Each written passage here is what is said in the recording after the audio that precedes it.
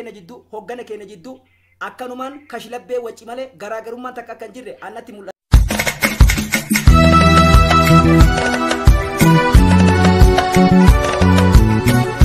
Ate gootawwan kaleessa nurraa wareegamaa turani sadarkaa alaabatti kana qabannee biyya addunyaa kana keessa raabsinu kan nu ga'e goonni meeqatti dhume daa'imni meeqa ulfi meeqatti dhumtee hanga jaarraa 21 itti dhumne kana jara qabaan yoo dhala Oromoorraa dhalatan kan taatu taate yoo dhiigni isaanii dhiiga Oromummaarraa kan uumamte taate.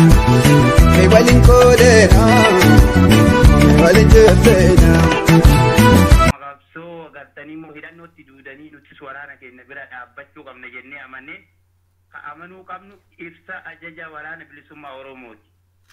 Deebiin isaanii qofti nuuf gahaadha. Nuti immoo akka nama tokkotti dhuunfatti wanni nurraa eegamu burjaajii biraa dhiifnee humna keennan waan dandeenyu yaadanis sammuunis waraana keenya bira dhaabbannee kara fuulduraatti ce'uudha. Inni kan biraa immoo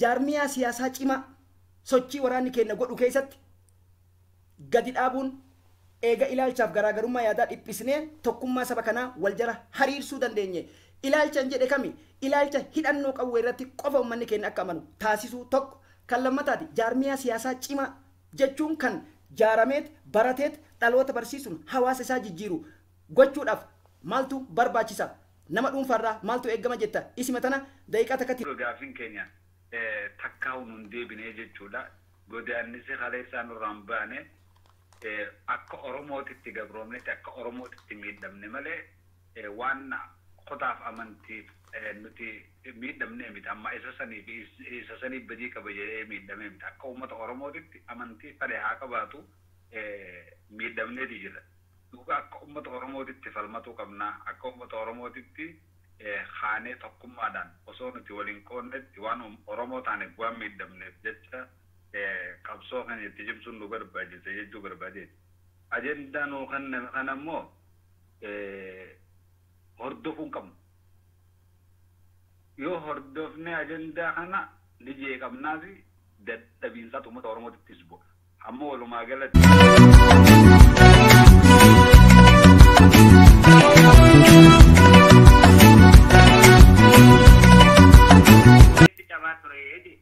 Maaliif alaabaa kana uffachuudhaa fi Oromoon kullinuu mirga qabaa jee walaakin ammoo waboonu alaabaa kana fannifatee kan inni jiraataa jiru gaarsan keessatti adda bilisummaa Oromoo kan duraan karaa nagayaatiin qabsaa jee kan inni gal ibsi walumaa ilaalla ture maaliif ammaan tana hoogganaan waraana bilisummaa Oromoo jaalmarroodha akka ammaatitti Umi kan duranii fi karaa nagaatti galee walumaa ilaallatu manni adda baafatu qaba. Marroon gadi ba'anii ibsa baasanii jaalli goolichi dhangee galeef qabsoon Oromoon galtu jaal goolichi dhangee 4 kiiloo seeneef qabsoon Oromoo 4 kiiloon seentu abbaadhaan irraa jedhanii itti fufan.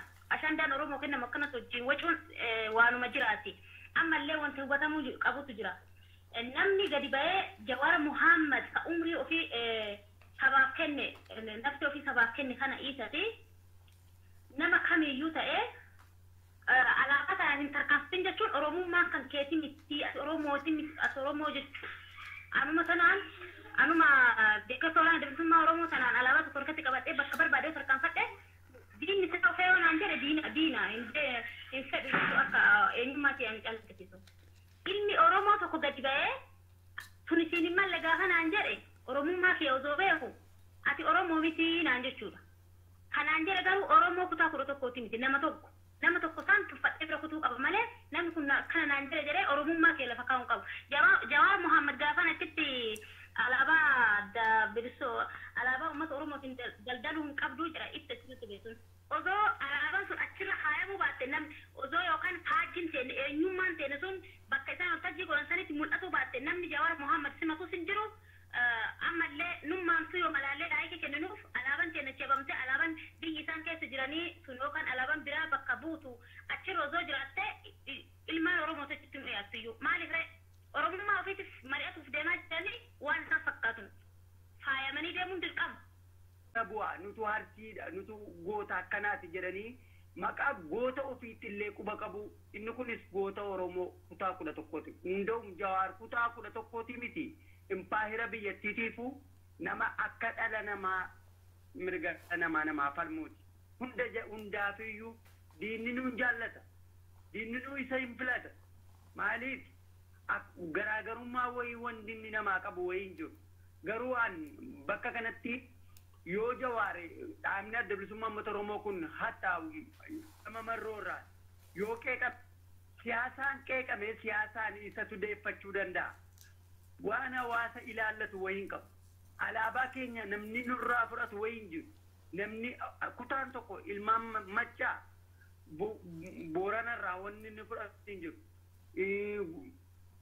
wanni inni kutaa adda wal baasee balbala kutaa 11irraa wanni inni kutaan tokko fudhatee kutaa 10irraa harka duwwaa galchuu hin jiru ilaalcha kanallee hin beekan warra siyaasaaf hin beekne ummanni keenya kanaafillee gurjaaja'uu hin qabu nullee miseensillee kanaaf gurjaaja'uu hin qabu akka armiyaa kanaatti immoo wannan isinii dhaamu wanna miseensi kana jala jirtan wanna akkanaa kan kanaa achi dhufuuf deema kan kanaa achiiti ganaa bocamee qophaa'ee taara ganaa achi ajandaan godhamee gadi ba'uuf deema yoo bahellee wanni akka kaleessa miseensa dhaabbaa turtan kaleessa dabbaallee oomishaa turtan haala sanarraa daran cimuudhaa yoo taateen ala daran itti qaratti bahuu yoo taateen ala landoomaan namatti gaafa namaa muranuu qara bahaa akka Oromoon jedhu namatti qara bahaa akka jedhu akka sana yoo qaratti baaneen ala ummanni kun ummata Oromoo diiguudhaaf ajandaa godhatee qophaa'edha kun waan addaatii miti waan ekstiraa keessatti qophaa'e waan ekstiraa keessa ture. Famoo ilaalcha siyaasaa burjaajii amma jidduu keenyatti adeemaa jiruu fi kuni duraanillee numa jiraadhaan baane yeroo baay'ee immoo olola kana wanti Oromoo deemtee erga xumurarra geesse gaafa agartanii immoo taphattuun siyaasaa taphatti dhiyaadha gaafa jedhan deebiin gama kennaa yeroo hunda ittiin qophoofne deebii jettu waan taatuuf sababbiin isaa kanuma hooma akkanaa kana jaarmiyaa siyaasaatti agartanii immoo nama aangoo nama silaa ummanni fuuldura ofii kaayyatetu waan akkanaa ibsa akkanaa baase jedhanii burjaajii adda addaa waan saba keenya agartanii addaan facaasu jidduutti uumanii durumallee akkanuma kanumaan dalagaa turanii oomkalee dalagamee dhallee dalagamaa jira haarofni inni bahin jiru nuti haa kanaaf waan amma dalagame kanaaf ibsi ajaja adda bilisummaa Oromoo marroo diribaa qofti gahaadha. Mana carraa dhaloota ijaaruutis qaba carraa dhaloota ijaaruu qofa osoo hin ta'in biyyaa baqatee miidiyaan olaluu osoo hin ta'in biyya keessatti lubbuu fi kennuudhaaf tattaafataa jechuudha. Oromoodhaaf wareegamuun jechaan osoo hin taane gocha ta'uu qaba. Saba kana cinaa dhaabbachuun jechaan osoo hin taane gocha ta'uu qaba jechuudha. Bara walqeeqaa keessatti baanu, bara gartee olola keessatti baanu, bara akka sabaatti hidhachuu. Farmaajoon maaliif aangoo gadi dhiise beeytu? Akka silaa biyyi gorseen gaafa dura naqaba ganna dhiisaa jechaa ture maaf gad dhiise? Somaaliyaa keessatti gosti hundi hidhattee jirti jechuudha. Waan hidhatteef jecha hindi dayoo inni jedhe mataa rooyitii jechuudha. Achumaan sababa gosaatti wal nyaatan malee ummanni Somaalee amantiidhaan diinni alaatti dhufnaan waliin qooduu jechuudha. Siyaasaa isaan ittiin nu burjaajessan kana keessaa ba'uudhaaf 1974 1991 keessaa ammoo 2018 kuni muuxannoo nu ta'aa jechuudha. Daawwattoota keenya hundi keessaniyyuu horaa bulaa isiniin jennaa nageenyi rabbii guddaa isin biratti haa jiraatu. Kanneen isinitti tolee fi sabboonummaa qabdanii fi oromummaa qabdan yuutuubii keenya kana sheer laayik godhaa isaan kun hin dhiphatinaa isiniin jenna. Sabboontonni ammoo waan ifi hin beekan waan taateef warri waan keessan hin ta'in kanaaf hin dhiphatinaa. Sabboontonni dhugaa ammoo jechuudha waan ifi abbatu jabeeffataa nu jajjabeessaa yaada keessanis nu kenna. Oromiyaan dhiiga ilmaan isheetii fi lafa qabsaa'otaatiin ni bilisoomti.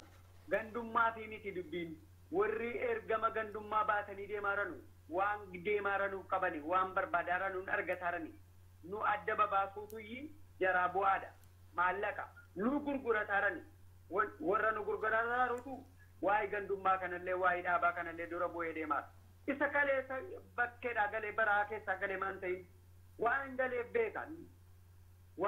beeka kanaafuu wanni nu beekuu qabnu kana inni gale sun isa dide isa kaayyoo jaraa dide maaliin manatti qollofanii taaran isa anin gurguradhu saba kan kun isa jedhe an kaayyootti amana isa jedhe barri itti qollofamee taara kanaafuu warra didetti har'a jaarsa kanatti kadu lamaaru waan inni wallaggaan ta'edhaaf kanaafuu warri godhaaranullee waan godhaaranuu beekna abbolelee hin beekne garuu hadha yoo gabbaamnee dubbanne miidiyaa irratti barreessine maxxansine suuraa isaatii wajjin yoo barreessine maxxansine hawaasa yeeqa jenneeti jibbine malee nurka jira abbaan mantaste.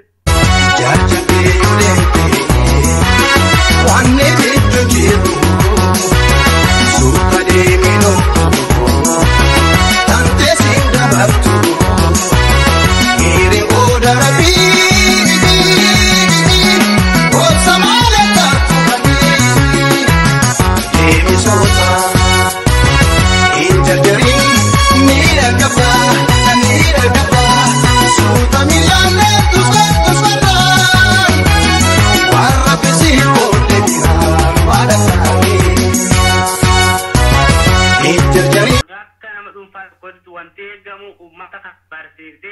Ijaarman gadi ijaarame dhaabbate kuni uummata ofiitiif kan dhaabbatedha. Uummata ofii bira kan dhaabbatu waan dhuunfaa nama tokkorraa akka eegamtu waan danda'u saniin uummata ofii birallee dhaabbate seenawwan beekurraan uummata san barsiisee akka itti fayyadamee uummata sanillee fayyadu jechuudha. Uummata ofii waan fayyaduu danda'uu fi wal himuun turullee bareeddudha. Uummanni keenya gara qawwee gara tokkicha kana malee garaan isin baasu hin jiru jechuudha. Karaan nagayaatillee hin jiru karaa qawwee mootummaa afaan qawweetiin deemu afaan qawweetiin deemu afaan tolaatiin deemu afaan tolaatiin deemu. Maaliif kana jedhe ilaalchi siyaasaa garaagarummaa qabnu dhiphisuudha tokkoffaa diinota keenya qaawa isaaniitii fi hattummaa isaan uummata kana waccisiisaa oolaniif karra cufa tokko kan lammataa jaarmiyaan siyaasaan bu'uuraa jechuun tokkoffaa bu'aa ijaaramuu faayidaa ijaaramuu akkasumas immoo keessoo diinaa iccitii diinaa baruudhaan diinatti dammaquudhaan ajandaa diinaa kennuu danda'uun akkasumas immoo saba tasgabbaa'e saba wal faana deeme akkasumas soba diinaatiif shira diinatti dammaqeef irree tokko ta'e gaafa taate cabsi waraana kennaa murteessummaan isaa injifannoodha waan taateefiin kana jedhe ajandaa kanarratti qofa naa deemtu daqiiqaa takka qofa isin kenna jaalnaziif abbaa waan karoorfatee fi diraamaa hin dalaga jedhee ka'e tokko gizee baay'eetti milkaa'e uummanni keenya dammaqinnan qabu waan ta'eef irra jalatti ilaalanii yeroo kana diraamaa kana nurratti dalagee yookaan musalsala kana nurratti hojjetee galmaan gayate jedhee uummanni keenya irratti dammaqaa hin jiru. Waraana bilisummaa Oromoo qofa ta'anii eegaa jiran. Jabin nuti warri ala jirus ta'ee uummata keenya biyya keessa jirus ta'ee warroota sooshaal miidiyaa fayyadamus ta'ee jabinnaa fi laafina waraana keenyaa wareegamaa fi wareega waraana keenyaa himuu osoo hin taane nuti. Kana dhiisanii karaa isaan deeman kana ni arganii warra dhugaatii fi nama sobaan deemu namoota ni deema. Maaliif Tugati fageesteeraan nama sobaa deemuu fi namni sobaan deemu tokko guyyatti marraa meeqa gufata seetee wayita hedduudha gufataa jechuudha. Kanaafuu kan as jalas hin jirre gara kanatti dhufuudhaaf immoo kan kanuma jiru kana wal ijaaruudha jechuudha. Maaliif bakka kanaaf kan jiraanne gara biraatti wal ijaaratanii uummata keessa kan bira dhaabbachuu qofa. Maaliif bakka feetillee jiraannu wal ijaaraadha kanneen jaarmaa biraa jala jiraatanis kanneen kana jala jiraatanillee uummata keessa bira dhaabbachuudha malee olola namni oofusii wanta namni odeessu kana nurraa dhiisaan mitu an barbaannu Oromiyaa walaba bahu Oromiyaan bilisa bahudha malee abbaan fedha cinaa qabsaa'u abbaan fedha cinaa qabsaa'u akka jittuu sanatti hin rukutamnee uummanni isin jechuu barbaade. Oromoo xiqqaa fi guddallee kan rafaa jirtanillee if dhagayaa bara meeqa keessa as geenye Oromoon qabsaa'uma tureef inni aangootti ol baanee boodanuma duumale hin agarree amata dhufaa dabraa qabsaa'u malee waan bu'aan ubuu hin agarree bara kana qabsootan xumuraa irratti isin haa godhu isin ija qabsootan isaaniitti haa gara wallaahi kana akka ilma hin qabsoon teenyee mana teenyee qabsoosina malee akka Oromoon tokko keera hin qabsoone rabbi warra san isin haa taa'esu haa tokkotaa warri rakkanillee dammaqaa warri ummata keessan tagaaraa kana bitas dhaabbata isini waliin galannaa akka sanitti gabroomu hin dadhabne isaanii maaliif dhaabbatila kana taane gabrummaa jalatti hin hafnu.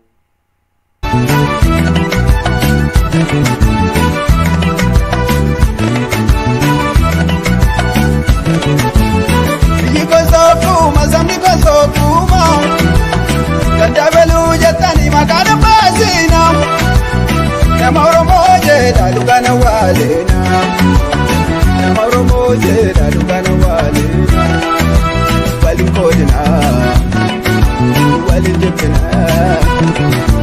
waliin qoodin. Ni ilaalcha waraana isaa qabu, ilaalcha saba isaa qabu. Wanni kana nama gurjaajessu hin jiru. Ha itti yaannu nu baatuun keenya kanarratti xiyyeeffachuu qabna. Fuuldura keenyatti xiyyeeffachuu qabna. Waantu jira fuuldura keenya. Wanti fuuldura keenya jiru waraana sana bichaa haa ta'u. Haa dhaabbannu haa jab. Tole galatoomi, tole galatoomi, tole naa galatoomi lafeetiyya. Mee ejjannoon deeggartoota mooraa qabsoodha. Ejjannoon deeggartoota qabsoo hidhannoodha. Ofii jijjiiramanii hawaasa isaaniitii fi qabeenya isaanii hawaasni biyya keessaa qabeenya isaa cuunfuun waboo cinaa akka dhaabbatu. Kanuma kanaa miti deeggartoota waraana bilisummaa Oromoo warra burjaajessuu barbaadu. Ifa miti ejjannoo akkamii ofii keetii hojjetteet hawaasatti garsiisuu barbaadda. Osoo si taate ejjannoo akkamii fudhattee maatii kee irraa kaastee jijjiiruu barbaadda. Isii tana barbaadeeti.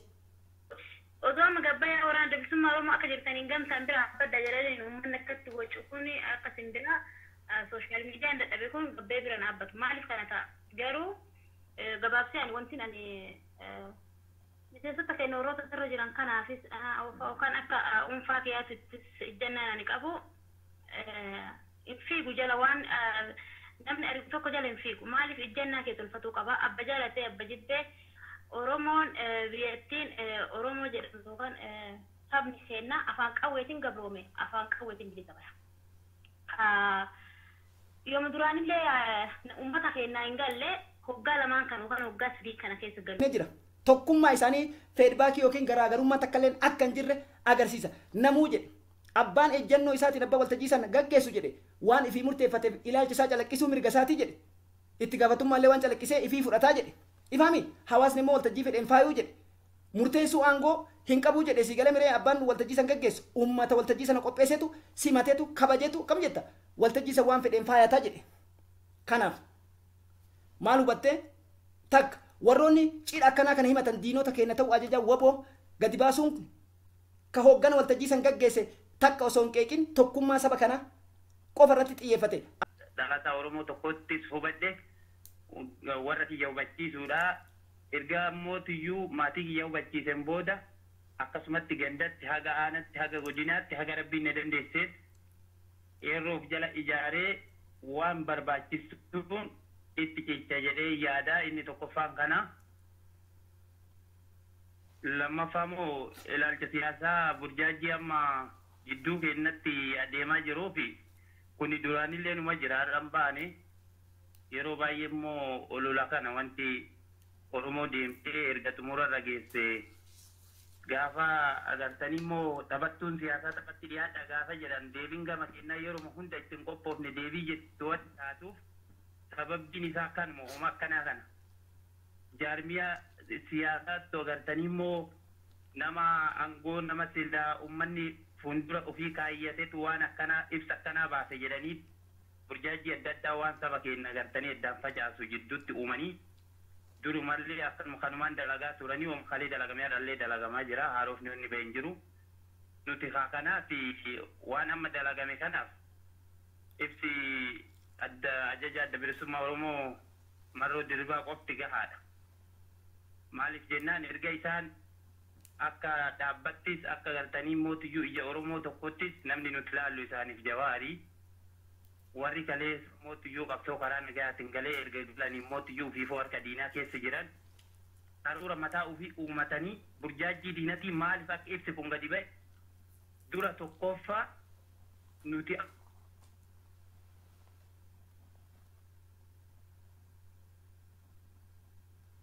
akkuma qabsoo agartanii immoo hidhannootti duudanii nutis waraana keenya bira dhaabbachuu qabna jennee amannee amanuu qabnu ibsa ajaja waraana bilisummaa Oromooti. Deebiin isaanii qofti nuuf gahaadha. Nuti immoo akka nama tokkotti dhuunfatti wanni nurraa eegamu burjaajii biraa dhiifnee humna keennan waan dandeenyuun yaadanis sammuunis waraana keenya bira dhaabbannee kara fuulduraatti ce'uudha. Inni kan biraa immoo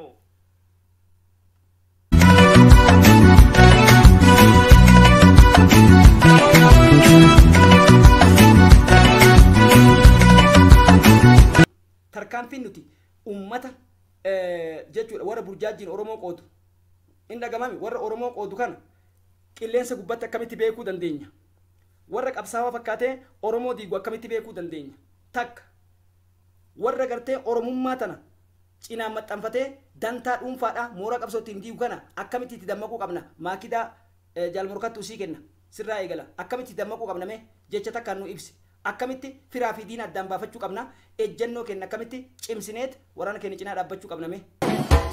Arreedi kootu kan baraadhaan arreedi kootu kan galgalaawaan giddi sanyii taatu bareedee balaa yaadoo jedhii kootu baddeessa jalaa bukkiska yoomiree waamika eenyuree bukkiska. Ani wannan godhuuf kan kana achitti dhufuu deemaa dhaabbadhaa ilaalaati sabbanaaniituma qabbanaaniituma suutumaan gara jaarmiyaan gara waraana afuura waraana isaanii arganu gara afuura sagalee hawaasa isaanii dhagahan isa sagalee maatii isaanii silkiidhaan dawwalanii dhagahan osoo hin taane qilleensuma sagaleedhuma oromiyaa dhaga'uudhaaf lafeef oromiyaa gootowwan isaanii itti dhabaaranu sana dhaga'uudhaaf gara jaarmiyaa kanaatti gara jaarmiyaan kana qofasni jaarmiyaa kam oromoodhaaf dhaabbatu waraana oromoo bira kan dhaabbatu yoo ta'e kan harka bobaa banee waraana oromoo ilaallatu yoo ta'e kan saba isaa ilaallatu yoo ta'e itti dhufanii gara jaarmiyaa kanaatti illee dhufanii jaarmiyaa kanaa wajjiniin waraana isaanii bira dhaabbachuun diinaaf gurra lahangalaatan kan jawaartu olii booyuun baay'ee murteessa. Kanaaf afaan qawweetiin waan gabroomnee jirruuf jecha afaanuma qawweetiin uummata kana firraa dhoorginee hoggantoota keenya akka kalee isaatitti nu jalaa hidhanii hamballee kan irratti hafe waan jiruuf jecha har'a bihee jennee ofirraanfannee dadhabnee ciifnee tiktookii fi feesbuukaa fi yaadota biraa jala deemnee komantii kannuun qofti nu fayyadu maallaqa qabnuun afaan qabnuun majjaanaa fi bilbila maallaqatti naqannee biyya jirru sanarraa biyya dhalanne san hordofnee karaa qulqulleessuu fi nama gammeessisuu wajjin wal qabatee gahee qabnu taphachuu qabnaa jechuun hin barbaade ilmaan oromoo maraafuu wanni ani daamu kana ammoo ani akka jaarmee gaaddisa marii dhaloota garee bilisummaa oromootitti waan gammachuun of qabaatii fi waan hedduu nu jajjabeessaati wanni torban kana keessatti waliigalatti ati waa sadii galgala kana milkaa'anii jiran akkasumas bulchaa yoon gamaa fi gamana waliigalanii jidduu tanaa tolchuu danda'anii jechuudha. Maaliif yoo jette karaa tokkorra yoo waliin yaanii bilisoomuu danda'anii jechuudha.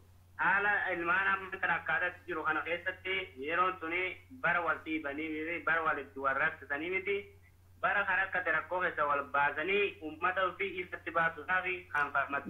Mee waa si gaafadha. Ayyee na dhageessa jedheetii yaada. Walaa dhageeffannu. Ayyee jaarmiyaa siyaasaa cimaa sochii waraanni keenya godhu keessatti gadi dhaabuun eega ilaalchaaf garaagarummaa yaadaa dhiphisnee tokkummaa saba kanaa wal jala hariirsuu dandeenye. Ilaalchan jedhe kami ilaalcha hidhannoo qawwee irratti qofa uummanni keenya akka amanu taasisuu tokko kan lammataati jaarmiyaa siyaasaa cimaa jechuun kan jaarameet barateet dhaloota barsiisuun hawaasa isaa jijjiiru gochuudhaaf. Qarqara jirtansaniin gumaa obboleessa kiyyaa gumaa haadhatiyaa gumaa dachee oromiyaa kutaa 11 diinanurraa fudhatamtisan naa deebisii jettaniif achi hiixataa jettan isinirraa fiteeti miti garuu gahaa miti laala tippeelles nu as cabdee osoo hoggaa 100 wayii ol qabni keenya gabrummaa jala tattaafataa dhangalataa jiru waliigaltee abee dammaquu abee ol kakaasuu abee ol hubachiisuu abee odoo miila qabnee gabrummaa jalatti nu ol gadi harkisnu nu as cabdee kaleessa tippeelles fudde nu as kaasee waan daangaa ofii bira dabartee daangaa biraa unfattee jiraataa jirti. Boontee korraate. Nuti garuu sabni guddaan kuni dammaquu ofuudha bal. Dammaquu qabna. Ani yoo dammaqe yoo bu'aa fi akkasuma faayidaa waraana kiyyaa beekee nama 3-4 jijjiiruu qaba. Itti dhiyaadhee kottu seeni mooraa adda bilisummaa Oromoo waraana kee qarqaare. Akkasitti irratti haa hojjennu hundi kennaa. Oduu waraana keenya qarqaarre akka hin ta'e.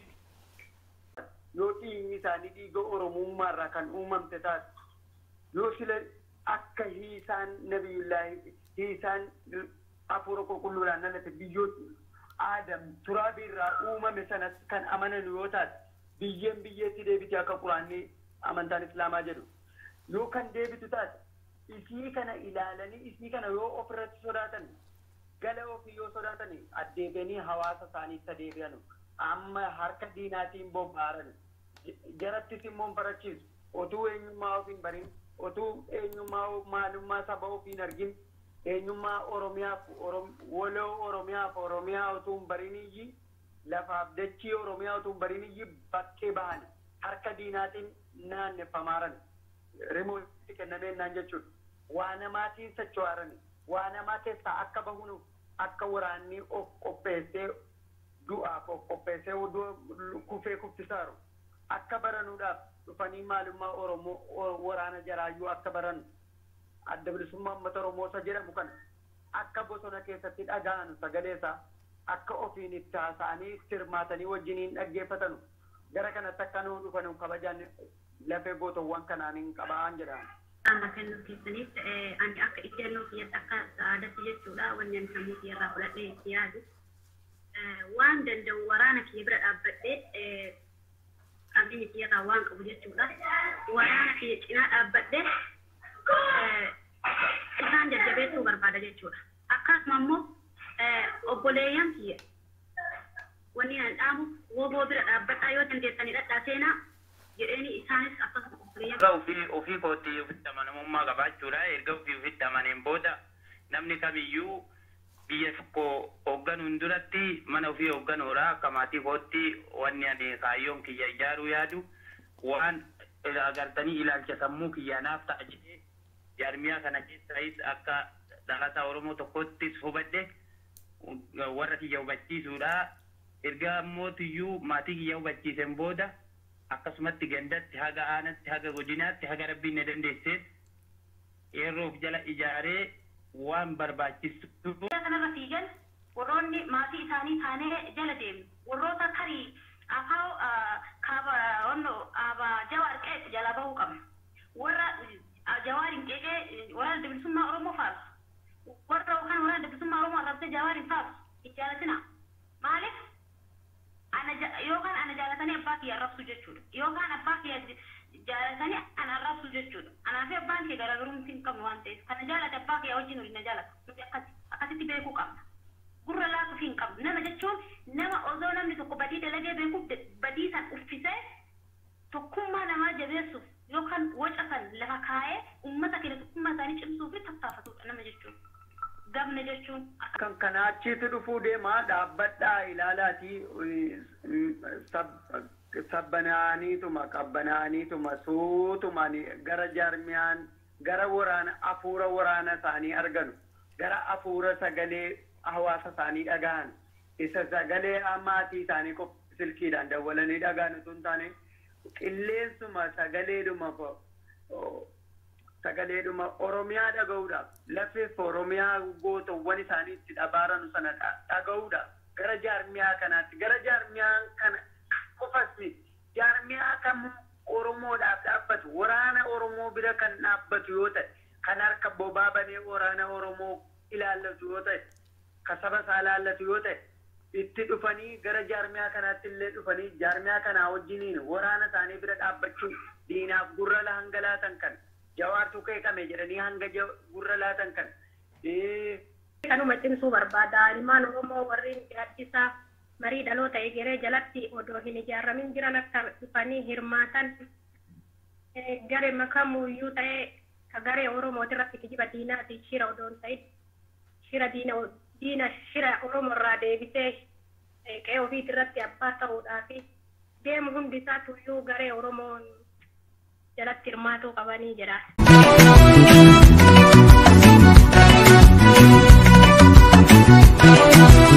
Namni seenaan beeknee lafa ofii falmaatu namni dasaan beeknee kan ofiin himaatu namni biroon beeknee dhiiga ofiin jaallatu mee waliin qoodeenaa mee waliin jebbeena mee waliin qoodeenaa.